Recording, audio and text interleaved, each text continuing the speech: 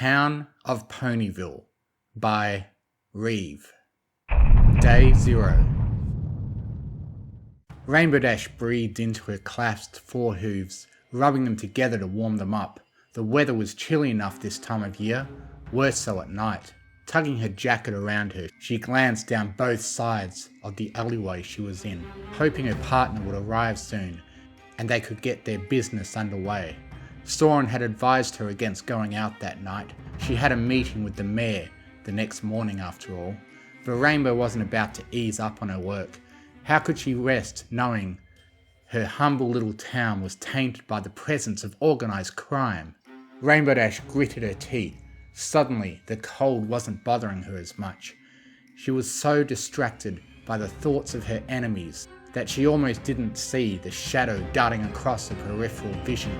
Almost, but Rainbow Dash never let her guard down. Quick as a flash, she tackled her would-be assailant, her foreleg already whipping out the set of hoof cuffs she kept tucked away, latched to her belt.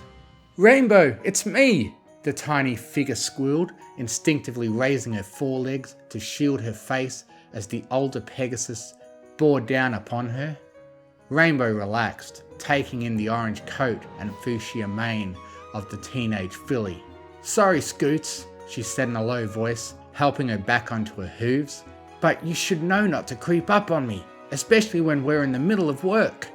"Sorry, Rainbow," Scootaloo replied awkwardly, glancing down the alley to make sure she hadn't drawn any unwanted attention with a shout. "I guess I've been a little distracted lately." "Well, get your head in the game then," Dash reprimanded firmly. "We can't afford to slip up, not at this point."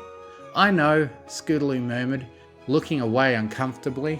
"Right," Dash began again after checking her own end of the alley for eavesdroppers. "What news have you got for me?" "I managed to overhear 2 of them," Scootaloo said, brightening up slightly as she relayed her information. "They were talking about pinning something on Berry Punch. She must have done something to upset the family." "Were you able to get close enough to see who they were?" Dash asked eagerly. "No," Scootaloo admitted, shaking her head sadly.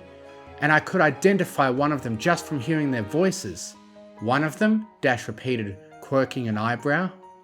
"Yeah, the other one was definitely Flim or Flam," Scootaloo confirmed with an affirmative nod. "I'd recognise the way they talk anywhere." "Well, it's no secret that Flim and Flam have been associates of the family for years," Dash said, pondering the information. "Still, if we could catch whichever one it was in the act of framing Berry Punch." "What else did you hear? Any details about the time of the framing?" "Yeah, from the sounds of it, they're planning to..."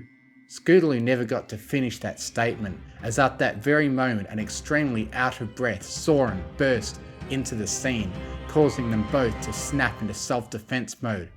"Soren!" Dash snapped. "What are you doing here? You'll blow our cover." "Sorry, Rainbow," he said in between pants, "but there's something you ought to come see." Rainbow and Scootaloo shared a brief glance before both took to the skies after Soren. He led them far from the alleyway, further still from the outskirts of PonyVille.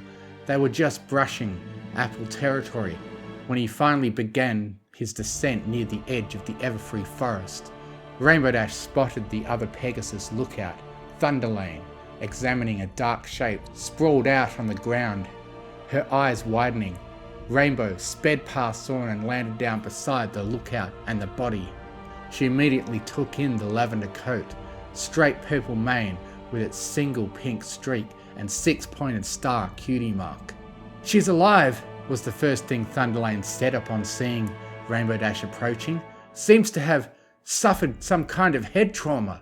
"Has a doctor not been called yet?" Dash asked, crouching down to examine the body herself. "Not yet," Thunderlane replied. "Go get Fluttershy," Dash instructed. "She lives closest to here." With a single nod, Thunderlane took off in the direction of the caretaker's cottage. "Who is she?" Scootaloo asked, approaching from behind. "Not a clue," Dash admitted. "No town's pony I've ever seen." It was at that moment the unicorn's eyelid began to flicker open, revealing a glazed expression beneath. She groggily turned her head so she was looking straight up at Rainbow Dash. Her mouth opened slightly, but no sound came out. Only a confused expression could be identified on her face. "It's okay," Rainbow assured her, resting a hoof on her shoulder in case she tried to sit up. "You've had an accident, but help is coming now. Can you tell me your name?" The unicorn croaked, a distressed look in her eyes. "I don't remember." She sounded ready to cry, so Rainbow just began quietly shushing her back and gently rubbing her back. It's okay," she repeated. "We can deal with that later. Right now, just take it easy while we wait for the doctor to arrive." The unicorn gave a small nod, and Rainbow relaxed. She may be set back in a fight against the mafia, but the night wasn't completely wasted. Tomorrow looked like it was going to be an interesting day for the town of PonyVille.